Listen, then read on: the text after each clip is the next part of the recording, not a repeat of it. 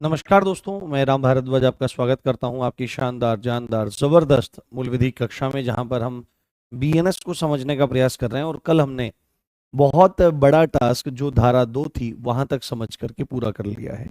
आज हम धारा 3 से आगे समझने का प्रयास करेंगे और अब आपको और भी ज्यादा गंभीर होकर के बीएनएस को समझना है, क्योंकि हम मूलतः अब बीएनएस में प्रवेश करने जा रहे हैं, जहां से फैक्ट के क्वेश्चन बहुत ज्यादा पूछे जाने की संभावना है और पूछे जाते रहे हैं। आज स्वास्थ्य फिर से गड़बड़ है, आप देख भी रहे होंगे, क्योंकि मैंने बताया था कि हालांकि डॉक्टर ने मेरे को बोला था कि 10 से 15 दिन आराम करना है, बट आप लोगों से इतना दूर ना मैं रह सकता हूँ, ना ही रहना उचित भी है। तो मैंने 7 दिन का अंतराल लेकर के ही और चीज़ों को शुरू किया था। बट अभी है समस्या, अभी समस्या है, पूरी तरह से ठीक नहीं है। स्वेलिंग वगैरह जो इन्फेक्शन है, उसके बाद धीरे धीरे ठीक होगा। समय लगता है चीज़ों को बनने में। हाँ। हाँ जी। बहुत बढ़िया, बहुत बढ़िया।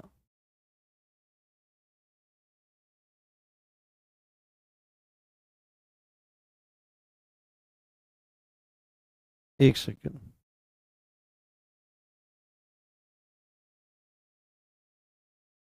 आपके नोट्स भरने वाले हैं। जिम क्यों नहीं जाते हो आप? नहीं, मैं जिम वगैरह जाना मेरे को थोड़ा सही नहीं लगता है, और मैं मतलब जाता नहीं हूँ उस तरह से। मुझे स्मेल वगैरह बहुत आती है जिम में, बहुत ज़्यादा स्मेल आती है, क्योंकि और लोग भी जिम करते हैं तो उनके पसीने की। और क्योंकि मैं बहुत लंबे समय से मतलब थोड़ा सात्विक आहार लेता हूँ, लहसुन प्याज भी नहीं लेता हूँ। तो जैसे लोग लहसुन प्याज तक खाते हैं तो उसकी स्मेल पसीने में आती है, वो चढ़ जाए भाई, वो मतलब दिक्कत होती है मुझे, उससे चढ़ जाती है एकदम से।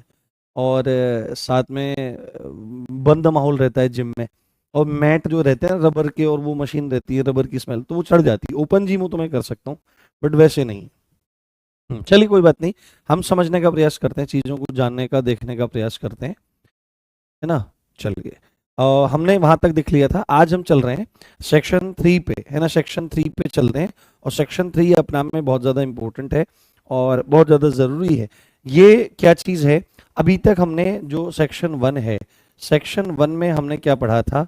हमने बीएनएस के बारे में कुछ चीज़ें जानी, विस्तार क्या है, ये लागू कहाँ पर हो रहा है, इस संदर्भ में हमने चीज़ों को जानने का प्रयास किया। सेक्शन 2 में हमने परिभाषाओं को जानने का प्रयास किया। अब यहाँ पे ना थोड़ा सा परिभाषाएं, है ना, परिभाषाएं हमने देखी, परिभाषाओं को हमने जानने का प्रयास किया। परिभाषाओं लिख दिया मैंने, परिभाषाएं लिखा जाना ज़्यादा उचित है। परिभाषाएं, हमने परिभाषाओं को जाना, हमने डेफिनेशंस को जाना, यानी कि जो शब्द, है ना, जो शब्द जो हैं। हम्म, हाँ, ठीक है। जो शब्द जो शब्द जो शब्द आगे चलकर बीएनएस में आएंगे, उनसे आपको क्या मतलब निकालना है, उसको यहां पर बताने का प्रयास किया गया था सेक्शन 2 में। अब सेक्शन 3 में कुछ बातें बताई गई हैं कि भाई हम ना कुछ एक्सप्लेनेशन दे रहे हैं, ठीक है। सेक्शन 3 जो है वो जनरल एक्सप्लेनेशंस के बारे में यहां पर बात करता है, ठीक है।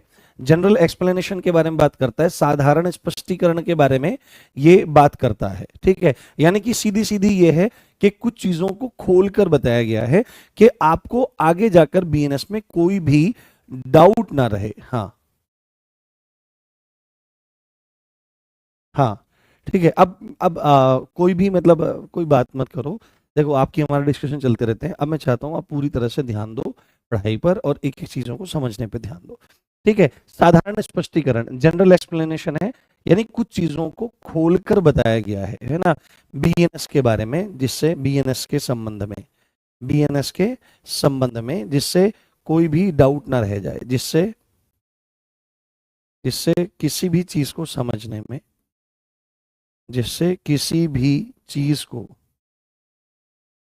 जिससे किसी भी चीज को समझने में, ये मैं आपकी सहूलियत के लिख रहा हूं, समझने में कठिनता ना हो, या कठिनाई ना हो, कठिनाई ना हो। और वो चीजें क्या हैं वो भी पता लगेगा।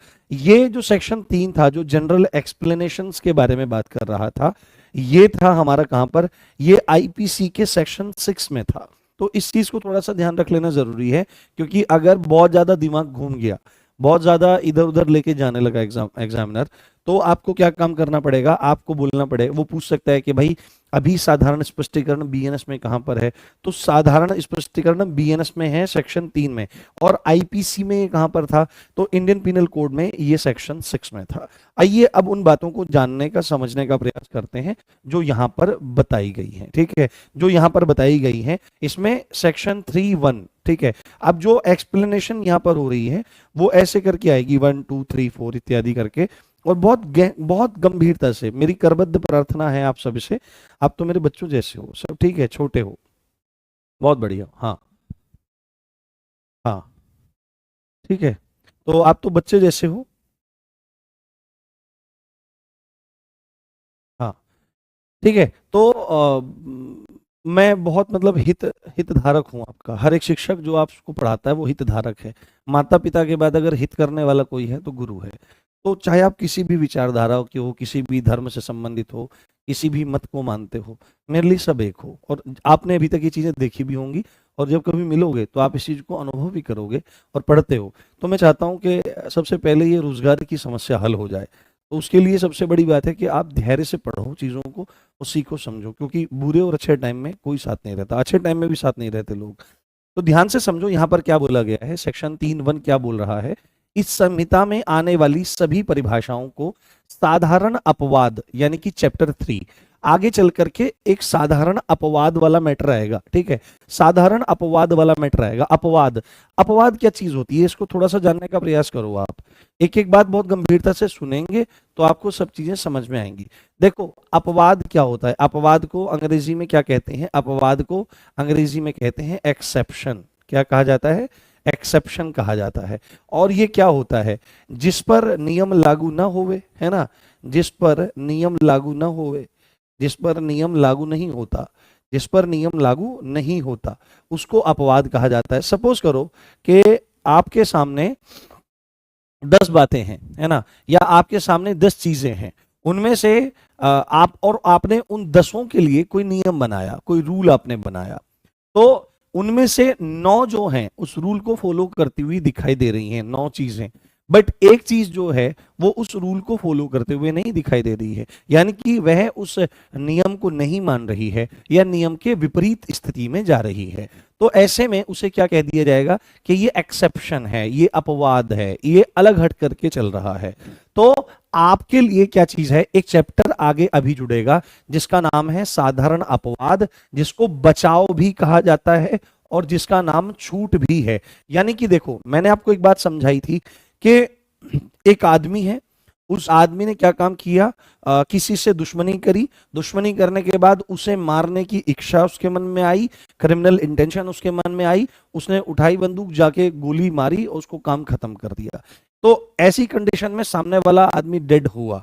बट एक कंडीशन यहां पर यह है कि आप नॉर्मल घूम रहे थे और आप जंगल में शिकार खेलने गए, शिकार जिस जानवर का आप करना चाह रहे हो वो शिकार भी करने योग्य है, प्रतिबंधित नहीं है शिकार, आपने गोली चलाई, वो वहां से हट गया और पीछे ही सपोज करो उस जानवर के पीछे कोई व्यक्ति खड़ा था, वो उसको जाकर लग गई, वो मर गया।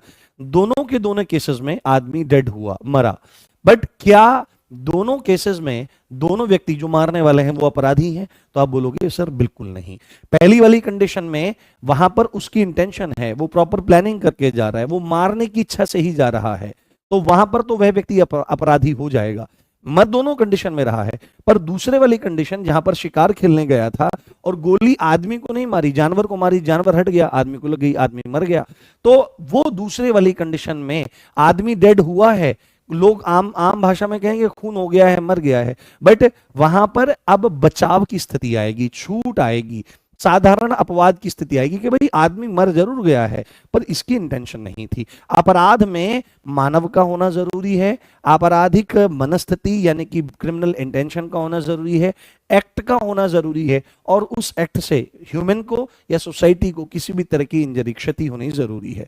तो आप देखोगे कि दूसरी वाली कंडीशन में बचाव उस व्यक्ति को दिया जाएगा। यदि वह कोर्ट में सिद्ध कर देता है तो कोर्ट उसको बाइज्जत बरी कर देगा, भाई आपकी इंटेंशन नहीं थी उसको मारने की, आप तो शिकार खेलने गए थे, लाइसेंसी हथियार था, सब चीज ओके थी, तो यहां पर जान बच जाएगी। तो यहां पर एक चीज बोल रहा है इस संहिता में, इस संहिता यानी कि बीएनएस में आने वाली सभी परिभाषाओं को, जितनी भी परिभाषाएं आगे किसकी आएंगी, अपराधों की परिभाषाएं आएंगी आगे, है ना, सब क्या आएंगी, अपराधों की परिभाषाएं आएंगी, किसकी, आगे चल करके यही तो बताया जाएगा कि हत्या किसे कहते हैं, है ना, आपका अपराध, आपका लूट किसे कहते हैं, डकैती किसे कहते हैं, चोरी किसे कहते हैं, चोट किसे कहते हैं, गंभीर चोट किसे कहा जाता है। तो ये सारी की सारी परिभाषाएं तो आएंगी ना, उनको एक्सप्लेन किया जाएगा, उनकी डेफिनेशंस आएंगी।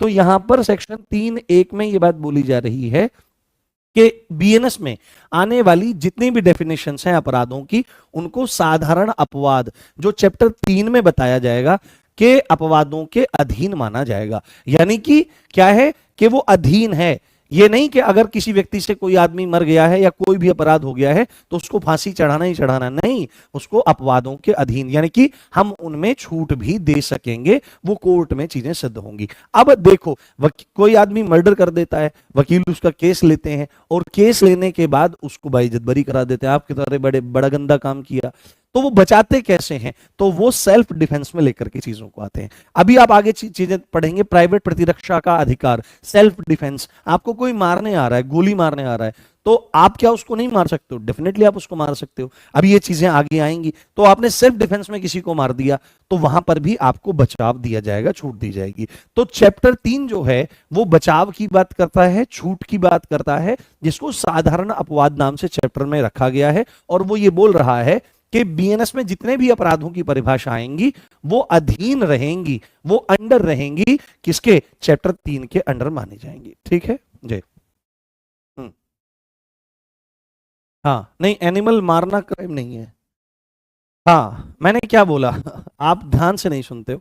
मैंने बोला कि जानवर का शिकार करने गए और उस जानवर का शिकार प्रतिबंधित नहीं है, ठीक है, प्रतिबंधित नहीं है तो कोई दिक्कत वाली बात नहीं है, ठीक है, ध्यान से समझिए। अब जैसे एग्जाम्पल है, आगे अभी जाओगे सेक्शन 20 में एक बात आएगा, डॉली इन कैपेक्स आएगा, है ना, डॉली इन कैपेक्स आ जाएगा आपका आगे, अभी एक कॉन्सेप्ट आएगा डॉली इन कैपेक्स, डॉली इन कैपेक्स एक वर्ड आ जाएगा। इस वर्ड का मतलब है अपराध करने में अक्षम, यानी कि अपराध कर ही नहीं सकता है। 7 साल से छोटी उम्र का जो बच्चा है, जो शिशु है, उसका कार्य अपराध नहीं माना जाता, ठीक है। अगर वो पिस्टल लोड करके भी किसी को फायर कर दे और मार दे किसी को तो उसका अपराध नहीं माना जाएगा, क्योंकि उस समय तक आपराधिक मनस्थिति बन ही नहीं सकती, ऐसा कानून मान रहा है। तो यहां पर 7 वर्ष से कम आयु का व्यक्ति यदि किसी की हत्या भी कर देता है तो वह क्या रहेगा, वह हत्या ना मान करके उसको कहां लिया जाएगा, उसको छूट दी जाएगी कि डॉली इनकैपेक्स है, यानी कि अपराध करने में अक्षम है। ये बात आपको समझ में आ गई होगी, ठीक है। अब आगे चलते हैं, थोड़ा समझने का प्रयास करते हैं और समझने का प्रयास करते हैं। जैसे, हाँ ठीक है, जैसे अब एक चीज और देखो, आप यहां पर एक एग्जांपल और भी देखो इसी चीज का, अपराधों के अधीन है। सपोज करो कोई ए है, ये मेरे नोट्स में से ही आप देखो कि मैंने नोट्स बना रखे हैं, उस नोट्स में से ही जूका तू एग्जाम्पल आपके सामने आ रहा है। बहुत अच्छे से देखिए, बहुत अच्छे से समझने का प्रयास करिए। हाँ हाँ जी, जहां पर मामले आएंगे बेटे वहां पर मामले करवा दिए जाएंगे, आप चीजों को पढ़िए। हाँ देखो, कोई मेरे को बोल रहा है अस्सलाम वालेकुम सर, ये मतलब आप टेस्ट करना चाहते हो, वालेकुम अस्सलाम, इससे क्या फर्क पड़ता है भाई, इससे क्या फर्क पड़ता है, आप मतलब टेस्ट करना चाहते हो, क्या करना चाहते हो। हाँ हाँ, आप पढ़ने पर ध्यान दीजिए, कमी मत निकालिए।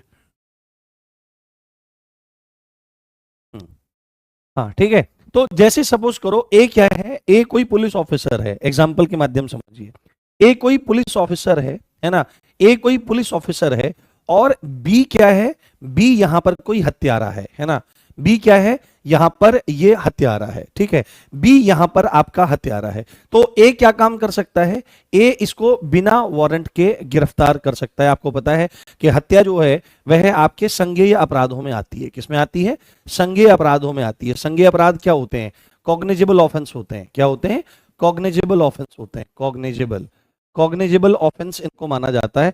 यानी कि इसमें संज्ञेय अपराधों की परिभाषा में क्या होता है कि बिना वारंट के गिरफ्तार किया जा सकता है, वारंट की कोई जरूरत नहीं, बिना वारंट के गिरफ्तारी इसमें संभव हो जाती है, बिना वारंट के गिरफ्तार किया जाता है। तो यहां पर आप एक चीज देखो यहां पर ध्यान से, कि पुलिस अधिकारी यदि इसको बिना वारंट के गिरफ्तार कर लेता है, और आप एक चीज ध्यान से समझो, अब अगर आप किसी भी नॉर्मल आदमी को या किसी भी आदमी को बंद करने का विचार कर रहे हो या उसको अपहरण करने का विचार कर रहे हो, तो ये एक अपराध माना जाता है। क्या माना जाता है? ये एक अपराध आपका माना जाएगा। ठीक है, ये आपका एक अपराध माना जाएगा कि भाई आप किसी भी आदमी को पकड़। गिरफ्तारी में क्या होता है? गिरफ्तारी में आप उसके स्वतंत्रता के अधिकार को तो एक तरह से प्रभावित करते हो, नहीं करते हो। सारे अपराध ही क्या है? किसी के मौलिक अधिकारों को डिफरेंट डिफरेंट तरीके से वायलेट करना ही अपराधों को जन्म देता है। तो अगर आप किसी को पकड़ करके ले जा रहे हो और उसको ले जाकर के थाने में, जेल में आपने बंद कर दिया, तो एक तरह से आपने उसका प्रतिरोध किया, परिरोध किया, और आपने क्या काम किया? आपने उसको बंद करने का अपराध किया। तो अगर आप किसी को बंद कर रहे हो तो यह अपराध है। पर आप एक चीज समझो, यदि वह हत्यारा है और पुलिस अधिकारी बिना वारंट के उसको गिरफ्तार कर लेता है, तो वह अपनी ड्यूटी फॉलो कर रहा है। यानी कि यहां पर जो पुलिस अधिकारी है वो अपहरण करने का या बंद करने का अपराध नहीं कर रहा है, यहां पर वो अपराधी नहीं कहलाएगा। बीएनएस आगे इस चीज को बोलेगा, बीएनएसएस ये बात बोल रहा है कि तुमको ये प्रक्रिया फॉलो करनी है, ये काम तुमको करना है ना, ये काम तुमको वहां पे करना है। तो यहां पर पुलिस अधिकारी ए जो है वह यहां पर इसको बंद करने का अपराधी नहीं माना जाएगा, क्योंकि या वहां पर ये क्या बात बोल दी गई, कोई भी अपराध जो है वो साधारण अपवादों के अधीन माना जाएगा। That's all. तो यहां पर ये बिना वारंट के गिरफ्तार करता है, बिना पूछे गिरफ्तार करता है कोर्ट से, तो अपराधी नहीं है, क्योंकि अपनी ड्यूटी फॉलो कर रहा है और इसको ड्यूटी, हाँ, बिना वारंट गिरफ्तार, हाँ, बिना वारंट। वारंट क्या होता है? वारंट आपको पता होना चाहिए। वारंट क्या होता है? मैं बहुत अच्छे ढंग से पढ़ाने का प्रयास कर रहा हूं, आपको गंभीरता समझिए। वारंट क्या होता है? देखो, कोर्ट को जब किसी को अपने पास बुलाना होता है तो कोर्ट समन जारी करती है, समन जारी करती है कि भाई तुम इस दिन इस तारीख में यहां पर कोर्ट में आ जाओ। तो कोर्ट में जब बुलाया जाता है, कोर्ट में जब बुलाया जाता है तो समन के माध्यम से बुलाया जाता है। ठीक है, समन के माध्यम से बुलाया जाता है। तो समन के माध्यम से बुलाया गया, तो उसको कहा कि कोर्ट में आ जाओ, पहुंचा नहीं आदमी, फिर कोर्ट समन भेजेगा अगली डेट पर, फिर नहीं पहुंचा आदमी, तो कोर्ट क्या कर देता है? उसके नाम का वारंट जारी कर देता है कि जहां भी ये है इसको पकड़ करके यहां लाओ, इसको यहां कोर्ट में उपस्थित करो। तो किसी को गिरफ्तार करने के लिए वारंट की जरूरत पड़ती है अमूमन। पर जितने भी कॉग्निजेबल ऑफेंस होते हैं, जितने भी संज्ञेय अपराध होते हैं, इन संज्ञेय अपराधों में खास बात यही होती है कि गंभीर अपराध होते हैं। इन गंभीर अपराधों में बिना वारंट के किसी भी व्यक्ति को गिरफ्तार किया जा सकता है। ठीक है, किसी व्यक्ति को गिरफ्तार किया जा सकता है। अब ध्यान से समझो, सेक्शन 3(3) क्या बोलता है? सेक्शन 3(3) क्या बोलने का प्रयास कर रहा है? ज्यादातर क्या चीज रहती है? ज्यादातर आपने एक चीज देखी होगी, ज्यादातर आपने एक चीज देखी होगी कि जब कोई आदमी शादीशुदा हो जाता है या बहुत ज्यादा प्रॉपर्टी उसके पास हो जाती है, बहुत ज्यादा पैसा उसके पास हो जाता है, संपत्ति उसके पास हो जाती है, तो वो ज्यादातर क्या काम करता है कि अपनी पत्नी के नाम कर देता है। प्लॉट्स है ना, सरकारी जितने भी कर्मचारी होते हैं वो कभी भी अपने नाम से कोई प्लॉट, मकान, दुकान वगैरह नहीं खरीदते हैं, अपनी पत्नी के नाम से खरीदते हैं, है ना। और कई बार क्या रहता है कि अपने लिपिकों को दे देते हैं। बहुत बड़ा कारोबार रहता है तो उनके नौकर चाकर होते हैं, तो उनके अंडर कोई किसी प्रॉपर्टी को दे देते हैं कि तुम इसकी केयर टेकिंग करो, है ना। उनके क्लर्क को बहुत सारी चीजें संभाल देते हैं। तो यहां पर एक बात यहां पर बोली गई है कि जब कोई संपत्ति, ये एक एक्सप्लेनेशन है, बताया जा रहा है कि जब कोई संपत्ति यानी जब कोई प्रॉपर्टी, है ना, जब कोई प्रॉपर्टी, किसी भी तरह की प्रॉपर्टी हो सकती है, किसी व्यक्ति के कारण, है ना, किसी व्यक्ति के कारण उसकी पत्नी या पति के पास है, उनके नौकर के पास है या उनके लिपिक के पास है, किसी के भी कब्जे में है, किसकी वजह? किसी व्यक्ति के कारण। वो चाहे महिला हो सकती है या पुरुष हो सकता है। अगर वह महिला है तो उसका पति, वह अगर पुरुष है तो उसकी पत्नी, उनके नौकर के पास, सेवक के पास या उनके क्लर्क के पास किसी के भी कब्जे में है, तो वह संपत्ति उसी व्यक्ति के कब्जे की मानी जाएगी। बात सीधी सच्ची है। अगर आपने क्या काम कर रखा है, अगर आपने पैसे कमा कुमू करके और प्लॉट, दुकान, मकान ले रखा है, अपनी पत्नी के नाम उसको कर रखा है, तो यहां पर सेक्शन 3(3) एक बात बोल रहा है कि आपके कारण ही तो आपकी पत्नी के पास है, या आप ही कारण आपके सेवक के पास हो सकती है या क्लर्क के पास हो सकती है, उसके कब्जे में हो सकती है। तो बिल्कुल ऐसे ही माना जाएगा इन तीनों के पास होने के बावजूद भी कि वह प्रॉपर्टी आप ही के कब्जे में है। किसमें है? आप ही के कब्जे में है। ये बहुत इंपॉर्टेंट बात है, ये पूछा जा सकता है, क्योंकि आईपीसी के सेक्शन 27 में इसको हमने देखा था, इसको हमने समझने का प्रयास किया था। ठीक है, आईपीसी के सेक्शन 27 में पिछली वाली भर्ती में बहुत बच्चों ने, है ना, अब पता नहीं, अब तो बहुत सारे मतलब जॉब लग जाती है बच्चों की, चले जाते हैं। मैंने यूट्यूब पे बिल्कुल फ्री मूल विधि करवाई थी और बच्चों को इतना लाभ हुआ था। मैं मिलवाऊंगा, अभी इंटरव्यू करने वाला हूं मैं एक लड़के का, बहुत अच्छा लड़का है वो, गुरचरण है, गुलशन कहते हैं हम उसको। एमपी का लड़का है, सरदार है, टर्बन रखता है, बिजनौर में पोस्टेड है। तो उस लड़के ने मूल विधि प्रॉपर पढ़ी थी, उसका डेली कमेंट आता था, देखता था मैं 2021 में जब भर्ती आई थी। वो लड़का दरोगा बना है और उसने बोला कि सर कम से कम 7 या 8 क्वेश्चन थे और मेरे सारे के सारे सही थे। तो केवल ये सब चीजें पढ़ी थी, बेसिक बेसिक चीजें, और उन्हीं से काम बन गया था। देखो ये जीएस का ही पार्ट है, आपको 100 में से 100 सही नहीं करना है परसेंटेज यहाँ पे। अगर वहां पे 6 क्वेश्चन आ रहे हैं तो आप 4 5 4 भी कर रहे हो ना तो काफी सही है। तो आपको पूरा मतलब रगड़ के नहीं जाना है, बेसिक बेसिक चीजें जानी है, कोई दिक्कत नहीं होगी। आगे, अब ले भाई ले, इसको रट लेना मेरे भाई, इसको रट लेना please please please please please. लिखता हूं, ये है आपका most most most most most most most most most important. इसको इसको हल्के में मत लेना प्लीज, इसको हल्के में मत लेना। और इसकी आईपीसी की धारा भी बहुत ज्यादा इंपॉर्टेंट है। ये है कॉमन इंटेंशन। ये क्या चीज है? ये क्या है आपका? ये है कॉमन इंटेंशन, है ना, कॉमन इंटेंशन, सामान्य आशय। डायरेक्ट धारा पूछी गई थी पिछली वाली परीक्षाओं में, 2017 में भी पूछी गई है, 2021 में भी पूछी गई है कि सामान्य आशय का जिक्र कौन सी धारा में है। तो आपको बोलना पड़ेगा बीएनएस के सेक्शन 35 में है और आईपीसी के सेक्शन 34 में इसका जिक्र किया जाता है ना। आईपीसी के सेक्शन 34 में इसका जिक्र किया जाता है, इसको ध्यान रखिए। हाँ हाँ, पढ़िए पढ़िए, अच्छे से समझने का प्रयास करिए। देखिए, सामान्य आशय, कॉमन क्या चीज होती है? कॉमन, कॉमन क्या होता है? जो सब में है ना, जो सब में है, जो सब में है ना, या सबकी है ना, जो सब में है या सबकी है। इंटेंशन मतलब आशय, इंटेंशन मतलब आशय। देखो थोड़ा सा ध्यान से समझने का प्रयास करो, थोड़ा जानने का प्रयास करो। आप जितने भी लोग हो, आप जितने भी लोग इस समय बीएनएस पढ़ रहे हो, मूल विधि पढ़ रहे हो, आप सबका सामान्य आशय है। समझ रहे हो नहीं बात? आप सबका सामान्य आशय है। और सबका सामान्य आशय क्या है? यूपीएसआई की वर्दी को तन पर सजा देना, कंधों पर स्टार्स को सजा देना, ये सामान्य आशय है। सामान्य मतलब जो सबका है, आशय मतलब इंटेंशन। पर यहां पर जब हम बात कर रहे हैं, जब हम यहां पर सामान्य आशय की बात कर रहे हैं, तो क्योंकि बीएनएस है, कानून है, तो हम यहां पर कॉमन क्रिमिनल माइंडसेट की बात कर रहे हैं, कॉमन क्रिमिनल माइंडसेट की बात कर रहे हैं। एक तरह से ये समझ लीजिए आप, कॉमन क्रिमिनल माइंडसेट की बात कर रहे हैं, कॉमन क्रिमिनल माइंडसेट की बात कर रहे हैं, जिसको हम कॉमन इंटेंशन बोल रहे हैं, सामान्य आशय बोल रहे हैं। आप ध्यान से मेरी बात सुनिए। सपोज करो, इसका उदाहरण देता हूं, पहले मैं आपको एक उदाहरण के माध्यम से इसको समझते हैं, एक उदाहरण के माध्यम से इसको समझेंगे। पहले परिभाषा दिखा देता हूं मैं। यहां पर क्या लिखा गया है परिभाषा में, देखिए, जब कोई आपराधिक कार्य यानी कि क्रिमिनल एक्ट कई व्यक्तियों द्वारा अपने सामान्य आशय को अग्रसर करने के लिए किया जाता है, ठीक है, यानी कि क्रिमिनल इंटेंशन क्या होती है, कॉमन इंटेंशन क्या होती है।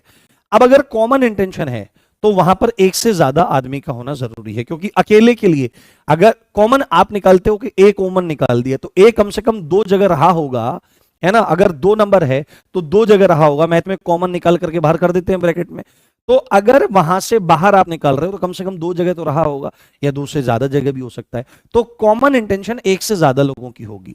तो यहीं पर एक बात कही गई है कि यदि कोई क्रिमिनल एक्टिविटी, यदि कोई अपराध कई व्यक्तियों द्वारा अपने कॉमन इंटेंशन को अग्रसर, अग्रसर करने का मतलब है पूरा करने के लिए, ठीक है, उसको फुलफिल करने के लिए, पूरा करने के लिए किया जाता है, तब क्या होगा? प्रत्येक व्यक्ति दोषी माना जाएगा, प्रत्येक व्यक्ति दोषी माना जाएगा। और ऐसे दोषी माना जाएगा मानो अकेले ने वह कार्य किया है। अब मैं थोड़ा सा एग्जांपल के माध्यम से समझाने का प्रयास करता हूं, थोड़ा सा ध्यान से देखिए। सपोज करो यहां पर ये बी है, ये बी है व्यक्ति, ठीक है, ये बी व्यक्ति है, ये बी व्यक्ति है, और यहां पर एक व्यक्ति है ए, एक व्यक्ति है सी, एक व्यक्ति है यहां पर डी आपका, ठीक है, एक व्यक्ति है यहां पर आपका डी।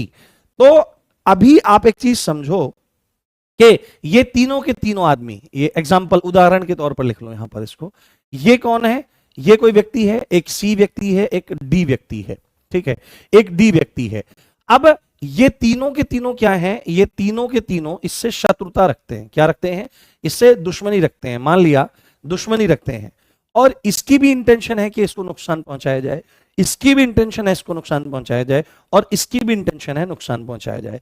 तो अब आप एक चीज नोटिस करो कि इस इन तीनों की इंटेंशन, इन तीनों की जो इंटेंशन है वो कैसी है, वो सेम है। वो कैसी है, वो कॉमन है। और वो क्या चीज है कि इस व्यक्ति को नुकसान पहुंचाया जाए। इस व्यक्ति को क्या किया जाए, नुकसान पहुंचाया जाए, इसको क्षति पहुंचाई जाए। और वो क्षति किसी भी तरह की हो सकती है। उसको शारीरिक क्षति पहुंचाई जा सकती है, मानसिक क्षति पहुंचाई जा सकती है, आर्थिक यानी संपत्ति संबंधी क्षति पहुंचाई जा सकती है, या उसके मान सम्मान को भी क्षति पहुंचाई जा सकती है। तो ए सी और डी तीनों ही इससे शत्रुता रखते हैं, दुश्मनी रखते हैं, और ये क्या काम कर रहे हैं, इसको नुकसान पहुंचाने की कॉमन इंटेंशन रखते हैं। अब सपोज करो इन्होंने कहा कि एक काम करते हैं, चलो यार बी को ना निपटा देते हैं, इसको निपटा देते हैं, इसका मर्डर करते हैं, बी की क्या करते हैं, बी की हत्या करते हैं। मान लिया क्या है कि बी की हत्या करते हैं। तो उसने बोला कि भाई कैसे कैसे करना है। तो इन्होंने यहां पर आपराधिक षड्यंत्र बनाया, इन्होंने प्रॉपर प्लानिंग यहां पर करी, और प्रॉपर प्लानिंग करने के बाद ये पहुंच गए। इन्होंने कहा एक काम करते हैं, ये आदमी फलाने फलाने दिन वहां पर दुकान पर अकेला बैठा हुआ रहता है, तो उस समय कोई वहां पर रहता नहीं है। तो एक काम करना, तू डी जो है वो गाड़ी गाड़ी तैयार रखेगा। डी क्या करेगा, गाड़ी तैयार रखेगा। डी क्या करेगा, गाड़ी तैयार रखेगा। सी जो है वो हाथ पैर पकड़ेगा। क्या करेगा, सी जो है वो हाथ पैर पकड़ेगा, है ना। सी जो है वो हाथ पैर पकड़ेगा, और ए जो है वो चाकू चलाएगा। क्या करेगा, वो चाकू चलाएगा। ठीक है, ध्यान से समझना मेरी बात, ध्यान से समझना मेरी बात बहुत अच्छे से। ए सी डी जो है वो तीनों बी की तरफ बहुत क्या रखते हैं, हाँ, एक बैड इंटेंशन, एक उसको नुकसान पहुंचाने की इंटेंशन रखते हैं। तो यही इनकी कॉमन इंटेंशन है, और इसको मार देना भी इनकी कॉमन इंटेंशन है। इनकी प्रॉपर प्लानिंग हुई कि बी आदमी उस दिन वहां पर खाली मिलेगा। हाँ, तू गाड़ी तैयार रखना डी, है ना। अभी गाड़ी तैयार रहेगी, मतलब कि इसका मर्डर करके हम आएंगे, तुरंत बैठेंगे और फटाक से वहां से निकल जाएंगे, पता नहीं किसने मर्डर किया है। जो सी है वो इस बी के हाथ पैर पकड़ेगा, और ए जो है वो इसका चाकू से गला काट देगा और उसको स्टैप करेगा, घोंप करके मारेगा जगह जगह। अब बिल्कुल प्लानिंग के हिसाब से काम हुआ। ये तीनों गाड़ी पे बैठ कर गए, इसने गाड़ी तैयार करी, इसने जाते ही इसको नियंत्रण में ले लिया। किसने, सी ने बी को जाते ही नियंत्रण में ले लिया, और ए ने तुरंत उसकी छाती में, पेट में और छुरा भोंकना शुरू कर दिया, तुरंत गला काट करके उसको मार दिया। मारने के बाद तुरंत तीनों भागे, और भागने के बाद ये तीनों के तीनों मान लिया पकड़े गए। ये तीनों के तीनों मान लिया पकड़े गए। तो अब मुझे एक बात बताओ, इन तीनों में हत्या का दोषी कौन माना जाएगा, है ना। इन तीनों में हत्या का दोषी कौन माना जाएगा, बताओ मुझे एक बार, मैं जानना चाहता हूं, हत्या का दोषी कौन माना जाएगा, बताओ। ए सी या बी, कौन माना जाएगा, बताइए, जल्दी बताइए।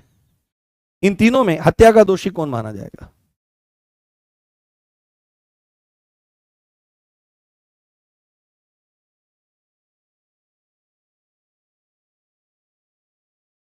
हम्म हम्म बताइए। हाँ, सब well done guys, well done, है ना। अभी यहां पर हत्या का जो दोषी होगा वो तीनों के तीनों माने जाएंगे। क्यों माने जाएंगे, क्योंकि इनका कॉमन इंटेंशन था इसको मारना। क्या है, इनका कॉमन इंटेंशन था इसकी हत्या करना, नुकसान पहुंचाना। डी कल को जाकर कोर्ट में यह बात नहीं बोल सकता है कि मैं तो गाड़ी चला रहा था ना, मैंने कुछ किया, मैं तो गाड़ी चला रहा था, तो मुझे तो मैंने तो अपराध किया ही नहीं, मैं तो गाड़ी चला रहा था, मुझे क्या पता इस बात का। जो सी है वो कहने लगा कि मैंने क्या चाकू चलाया, मैंने तो हाथ पकड़ रखे थे, मैंने तो नहीं मारा। अब ए तो डायरेक्ट दोषी दिख रहा है क्योंकि उसने स्टेप किया, गला काटा, सब काम किए उसने। बट सी और डी बराबर के दोषी माने जाएंगे। अगर इनमें एक और भी होता ना जो झांक रहा होता, है ना, देख रहा होता कोई और नहीं आ रहा है क्या, वो भी बराबर हत्या का दोषी माना जाएगा, क्योंकि सबने मिलकर के अपनी कॉमन इंटेंशन को पूरा करने का काम किया है, फुलफिल करने का काम किया है। इसको कहते हैं कॉमन इंटेंशन। और इस कॉमन इंटेंशन के परिणाम स्वरूप प्रत्येक व्यक्ति दोषी माना जाएगा, और ऐसे दोषी माना जाएगा मानो अकेले ने वह कार्य किया है। बात समझ में आ गई। Is that clear, common intention बहुत मुश्किल कॉन्सेप्ट है ये, बताओ। बहुत बढ़िया, आपको समझ में आ रहा है, बहुत बढ़िया। मुझे बताइए, is that clear, common intention is clear और not, kindly mention in the comment box. बहुत बढ़िया, बताइए।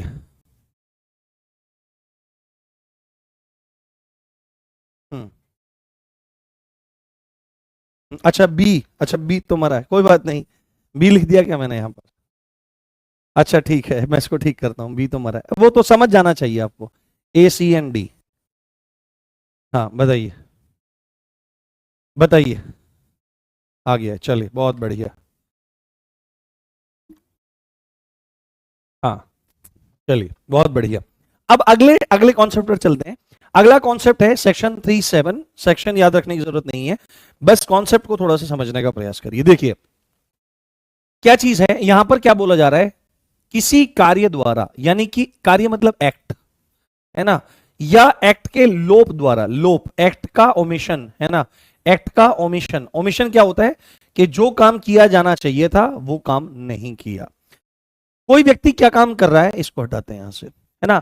कोई व्यक्ति किसी काम को करके, किसी एक्ट को करके, किसी एक्शन को करके अंशतः आधा अधूरा या पूरी तरह से, आधा अधूरा या पूरी तरह, या लोप करके, लोप करके मतलब किया जाना चाहिए था बट नहीं किया, द्वारा परिणाम कारित करता है या परिणाम कारित करने का प्रयत्न करता है, तो वह अपराध माना जाएगा। अब आपका दिमाग घूम गया होगा, सर ये क्या बता दिया आपने, सर ये तो कुछ भी क्लियर नहीं हो रहा है। देखो मैं आपको एक जगह लेकर के चलता हूं, एग्जाम्पल्स में।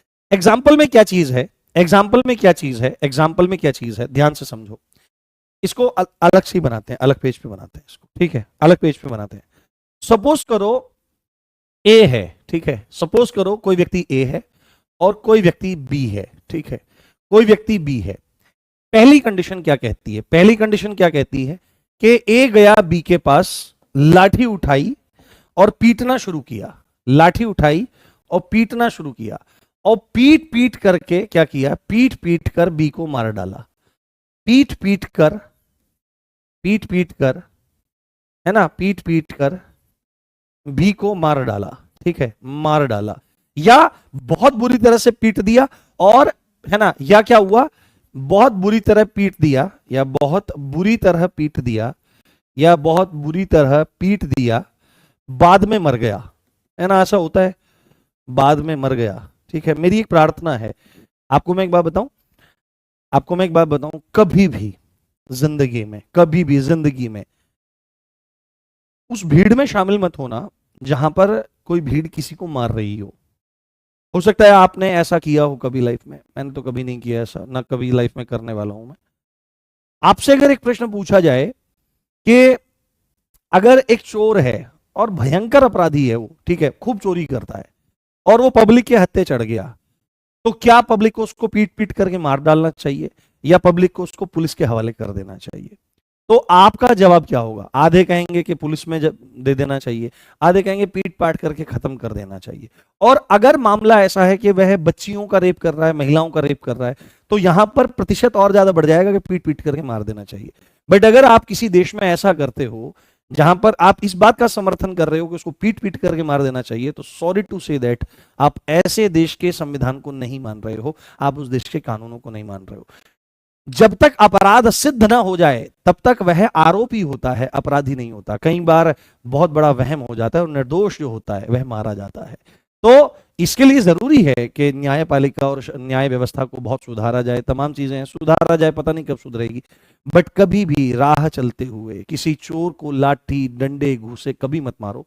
और कभी अगर किसी से आपको झगड़ना भी है तो भले ही मुंह जोरी उसके साथ में कर लो, अगर बहुत मजबूरी पड़ रही, नहीं तो शांत रहो, नहीं तो क्या करो, नहीं तो शांत रहो। और ज्यादा ही एक्शन लेना है तो फिर आप कानूनी रूप से कार्रवाई करो, कोर्ट इत्यादि का सहारा लो, पर मार पिटाई मत करो, ठीक, किसी के साथ भी, चाहे कितना भी दुर्दांत सामने व्यक्ति है। कल को अधिकारी बन जाओगे तो आप दंडाधिकारी होंगे, एनकाउंटर के आदेश आएंगे, एनकाउंटर कर सकते हो। बट सामान्य भाषा जो है, अगर कोई इस तरह का व्यक्ति है तो उसको कोर्ट के हवाले करो, उसको पुलिस के हवाले करना चाहिए।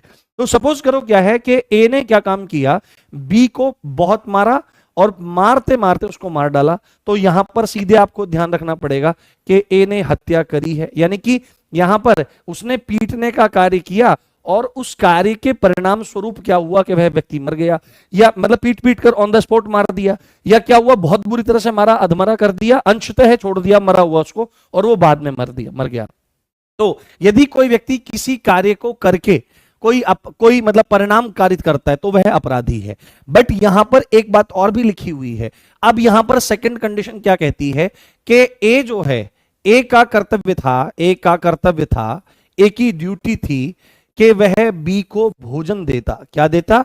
बी को भोजन देता। क्या करता बेटे? वो बी को भोजन देता, खाना देना था उसको। अब देखो, भोजन जो है वो शरीर के लिए बहुत जरूरी है। सपोज करो आपने किसी को, आपके पास कोई रह रहा है और आप ही पर वो आश्रित है, एज ए पर आश्रित है बी, उसको भोजन, अब भोजन देना था, लाइफ के लिए बहुत जरूरी है। तो अब उसने यहां पर अपने एक्ट का ओमिशन किया, खाना देना बंद कर दिया। तो जब खाना किसी को मिलना बंद हो जाएगा तो कितने दिन आदमी सरवाइव कर पाएगा? अगर बूढ़ा होगा तो और कम दिन सरवाइव करेगा। आप 40-50 दिन, 60 दिन खाना छोड़ दो, है ना, खाली जल जल पे आ जाओ, तो आप खुद देखेंगे कि आपकी जीवनी शक्ति समाप्त होने लगेगी, समाप्त हो जाएगा, शरीर समाप्त हो जाएगा। क्योंकि जब भोजन नहीं मिलेगा, ऊर्जा नहीं मिलेगी, तो सेल्स कहां से काम करेंगी? सेल्स डेड हो जाएंगी, देन बॉडी डेड हो जाएगी।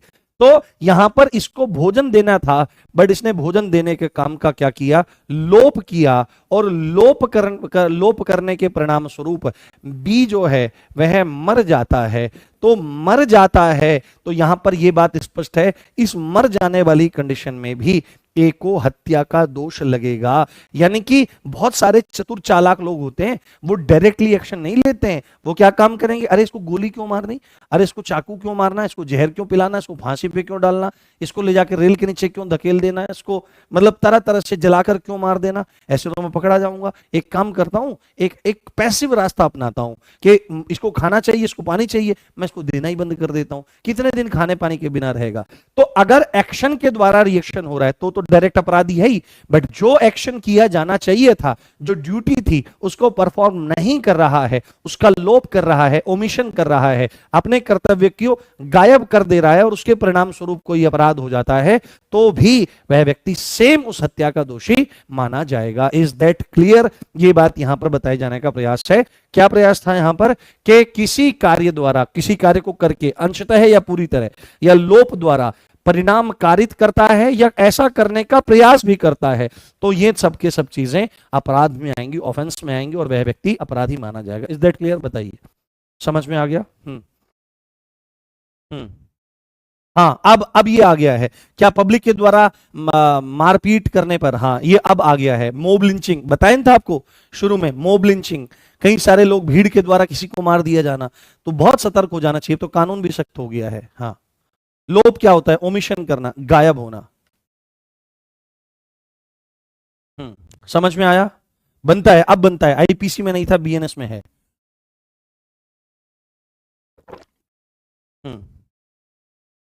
संपत्ति कब्जे में होने का आशय है किसी के अधिकार में होना, किसी के अधिकार में होना।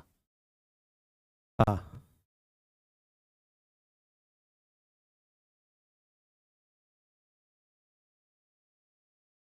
हाँ, चलिए बहुत बढ़िया, आगे बढ़ते हैं, आगे बढ़ते हैं, बहुत बढ़िया, ठीक है। चलिए, ये एग्जाम्पल के थ्रू बहुत अच्छी तरह चीजें समझ में आती हैं। अब हमारा आ जाता है अध्याय 2, और बहुत गंभीरता से आपको समझना है और बहुत गंभीरता से जाना है। जो जो एक्सप्लेनेशन वहां पर थी सेक्शन 3 में, उनको हमने देख लिया है, उनको हमने जान लिया है। अब हमारा आ जाता है अध्याय 2, यानी चैप्टर नंबर 2, जो क्या है? दंडों के विषय में है, पनिशमेंट के बारे में है। किस बारे में है? पनिशमेंट के बारे में है। किस बारे में है? पनिशमेंट्स के बारे में है। और इसका जिक्र कहां से कहां तक है? तो अगर पूछ ले, हालांकि नहीं पूछेगा, इतना डिटेल नहीं जाएगा, बट और इतना याद भी नहीं रखा जा सकता है, ठीक है। हाँ, एलएलबी में पढ़ा था सर जी। अच्छा, बहुत बढ़िया। हाँ, नोट्स अगर बनाना चाहो तो साथ के साथ करो। हाँ, साथ के साथ कर लो, नहीं तो कोई, ये सब मिलेगा ही आपको, हैंड रिटन नोट्स मिलेंगे, बुक आपके पास है, समझने पर ज्यादा ध्यान दो, फिर तो कैसे भी समझ लोगे। ये जो अध्याय 2 है, ये धारा 4 से लेकर 13 तक है, बट इसमें एक इंपॉर्टेंट पॉइंट ये है, वो आपसे पूछ सकता है कि कौन सा अध्याय है जो पनिशमेंट से संबंधित है, तो आपको बोलना पड़ेगा अध्याय 2 जो है वो दंडों का प्रावधान करता है। किसका? वो दंडों का प्रावधान आपका करता है। इस बात को आपको ध्यान रखना है। अब सीधे ये पॉइंट आपके लिए इंपॉर्टेंट हो सकता है कि कौन से अध्याय दंडों से रिलेटेड है, तो आपको बोलना पड़ेगा अध्याय 2, और कौन से दूसरे अध्याय में क्या है, तो आपको बोलना पड़ेगा कि दंडों के विषय में वहां पर प्रावधान दिया गया है। अब सबसे इंपॉर्टेंट पॉइंट जो आ जाता है, the most most most most important point and most important section है। प्लीज इसको रट लीजिए, प्लीज इसको रट लीजिए, रट लें इसको प्लीज, मेरी रिक्वेस्ट है। यहां पर है दंडों के प्रकार, टाइप्स ऑफ पनिशमेंट। यदि कोई व्यक्ति कोई अपराध करता है और अपराध करने के बाद न्यायालय में विचारण होता है, कोर्ट में ट्रायल होते हैं, सुनवाइयां होती हैं, और वहां पर जो मुल्जिम है वो मुजरिम में कन्वर्ट हो जाता है, आरोपी अपराधी में कन्वर्ट हो जाता है ना, और जो आपका एक्यूज्ड है वो आपका क्रिमिनल में कन्वर्ट हो जाता है और दोष सिद्धि हो जाती है, तो उसके बाद उसको कितनी तरह के दंड दिए जा सकते हैं। तो आपको एक चीज ध्यान रखनी है कि आईपीसी में 6 प्रकार के दंडों का प्रावधान था। किसमें? 6 प्रकार के दंडों का प्रावधान था, 6 प्रकार के दंड, 6 टाइप ऑफ पनिशमेंट आईपीसी में थे।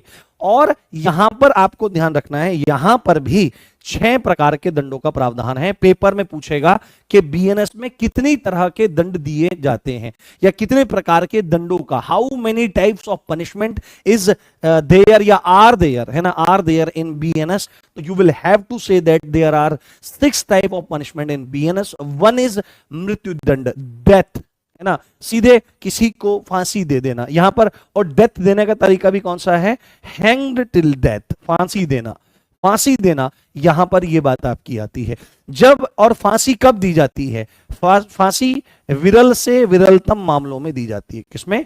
विरल से विरलतम मामलों में, यानी रेयर ऑफ द रेयरेस्ट मामलों में, जहां पर मनुष्य जो है, मनुष्यता जो है, जहां पर मनुष्यता है वो शर्मसार हो जाए। जैसे आपने सुना होगा हत्या हुई, और एक आपने सुना होगा नृशंस हत्या हुई, नृशंस हत्या हुई। तो इन शब्दों पर थोड़ा गौर करना चाहिए। नृशंस, तो नृ जो शब्द होता है, नृ जो शब्द होता है, ये मानव के संबंध में नृ, ये नृ है, ये मानव के अर्थ में आता है, ह्यूमन के अर्थ में आता है।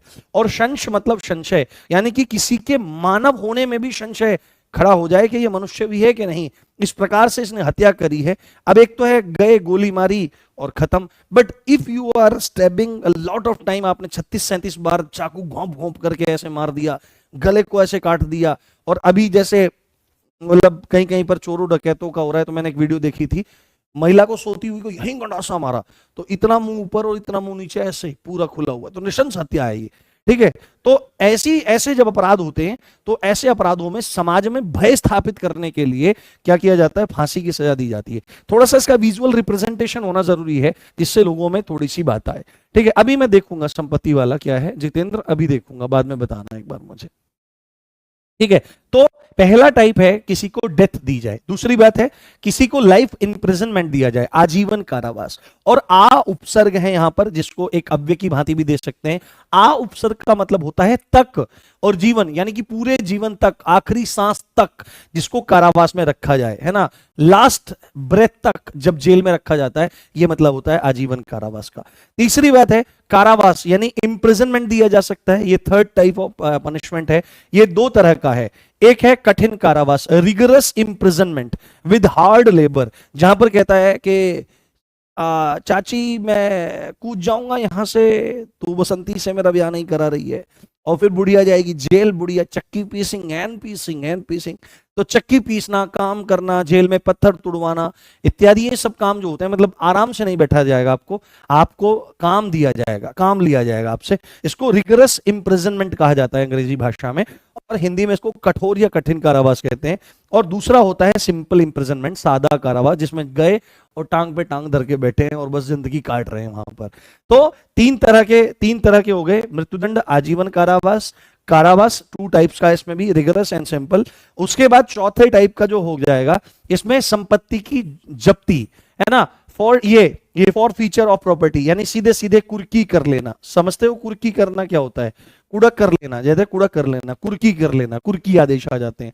जब कोई व्यक्ति नहीं मिल रहा होता है या जुर्माना नहीं भर रहा होता है, तो क्या करते हैं, उसके घर के कुर्की आदेश निकाल देते हैं कि घर वाले इफेक्ट होंगे तो बाहर अपने आप आएगा। कि उसके घर में चले जाते हैं, सामान को जब्त करने लगते हैं, टीवी सोफा ये सब वो सब खींच लाते हैं उसके घर में सब। तो कुर्क करने के आदेश आ जाते हैं, तो संपत्ति की जब्ती आ जाती है। उसके बाद दंड के रूप में जुर्माना भी दिया जाता है। But most important point of BNS, ये आपको ध्यान रखना है, सामुदायिक सेवा, कम्युनिटी सर्विस। और ये न्यूली एडेड है। ये क्या है? ये अभी जोड़ी गई है। यानी कि अगर आप छोटे मोटे अपराध करते हो तो अपराधों के दंड स्वरूप आपको जुर्माना ना दिया जाए, कुर्की वगैरह ना हो। ये कुर्की और ये जेल और आजीवन कारावास ये तो बहुत बड़े अपराधों में होता है। छोटे मोटे आप अपराध करते हो तो आप कोई कम्युनिटी सर्विस करो, ठीक है। कम्युनिटी सर्विस कुछ भी दे दिया जाए कि कुछ दिन सफाई में मदद करो, कुछ दिन ट्रैफिक सिग्नल पे थोड़ी मदद करो, है ना, कुछ साफ सफाई के अभियान में जाओ, कुछ अस्पताल में मदद करो, तो इस टाइप की चीजें। और ये न्यूली एडेड है। अब आपके दिमाग में एकदम आएगा कि सर पहले भी 6 थे और अभी भी 6 हैं, और आप बोल रहे हो कि सामुदायिक सेवा जो है वो न्यूली एडेड है, तो पहले वाला कौन सा था? तो आईपीसी में एक हुआ करता था आपका काला पानी, ठीक है। अंडमान एंड निकोबार जेल में भेजा जाता था और आदमी वहीं सड़ सड़ के मर जाता था। तो काला पानी, क्योंकि आईपीसी जो थी वो 1860 का एक्ट है, तो अंग्रेजों ने भारतीय अपराधियों को पकड़ करके, या हमारे लिए तो क्रांतिकारी थे वो लोग, उनके लिए तो अपराधी थे, उनको पकड़ करके अंडमान एंड निकोबार ले जाते थे और वहां पर पूरी लाइफ उनको रखते थे जब तक वो मर नहीं जाते। तो काला पानी की सजा दी जाती थी। ये भी एक सजा का टाइप था आईपीसी में। भारत स्वतंत्र होने के बाद तो ये शून्य हो रहा था, पर ये था उसमें, तो इसको पूरी तरह से हटा दिया गया और इसकी जगह आपका कम्युनिटी सर्विस बताया गया, है ना। हम्म। हाँ, ठीक है, ठीक है, इस चीज को थोड़ा सा आपको ध्यान रखना है। तो 6 प्रकार के आपके दंड हैं। कौन कौन सा? मृत्युदंड है, आजीवन कारावास है, कारावास में भी 2 तरह का, कठोर कारावास और सादा कारावास, संपत्ति की कुर्की या जब्ती, जुर्माना यानी फाइन, और सामुदायिक सेवा। तो यहां तक आपको ध्यान रख लेना है, इस तक आपको समझ लेना है। हम्म। हम्म। चलिए, बहुत बढ़िया, बहुत बढ़िया। यहीं तक रखते हैं आज, कल फिर क्लास लेंगे आपकी। मजा आ रहा है नहीं बताओ? मैंने बोला था बीएनएस में बहुत मजा आएगा, और अभी तो बहुत अच्छे चीजों को समझोगे आप, बहुत मजा आएगा आपको। हाँ, सितारे जमीन पर मूवी में आमिर खान को, हाँ, कम्युनिटी सर्विस की, हाँ बिल्कुल। समन कैसे आता है? समन लिखित में आता है, पुलिस वाले लेके आते हैं, आपको थमाते हैं कि भाई वहां उस दिन पहुंचना है, समन देने आते हैं पुलिस वाले। हम्म। हाँ, ये बुलडोजर चलाना वाला भाई मेरे को नहीं पता है, बहुत सारी चीजें राजनीतिक रूप से प्रेरित रहती हैं, पता नहीं क्या करें, जो भी है, ये कहीं पे सजा नहीं लिखी हुई है। पर देखो, शासक जो है, शासक जब प्रभावी होता है, एक समय था जब भारत में राजाओं के राज चलते थे, तो हिंदू राजाओं के राज थे, तो हिंदू राजा अपने हिसाब से काम करते थे। फिर उसके बाद मुगल आ गए भारत में, और इस्लामिक जो पूरा एक तरह से अ, आक्रमण कहा जाता है, इस्लामिक वर्ल्ड के जो शासक थे उन्होंने आक्रमण किया, आक्रमण करने के बाद उन्होंने अपने हिसाब से चीज़ों को बदला। तो पावर जिसके हाथ में होती है वो अपने हिसाब से काम करती है, ठीक है। सारी की सारी पॉलिटिकल पार्टीज हैं, उनकी अपनी अपनी धारा है। तो जब जिस भी टाइप की विचारधारा की पार्टी आती है वो अपने हिसाब से काम करती है, उसमें कुछ लोगों को फायदा होता है, कुछ लोगों को नुकसान होता है। तो मैं इस पर कुछ भी नहीं कहना चाहूंगा, सच बताऊं तो, क्योंकि मैं राजनीति से बहुत दूर रहता हूँ। हाँ।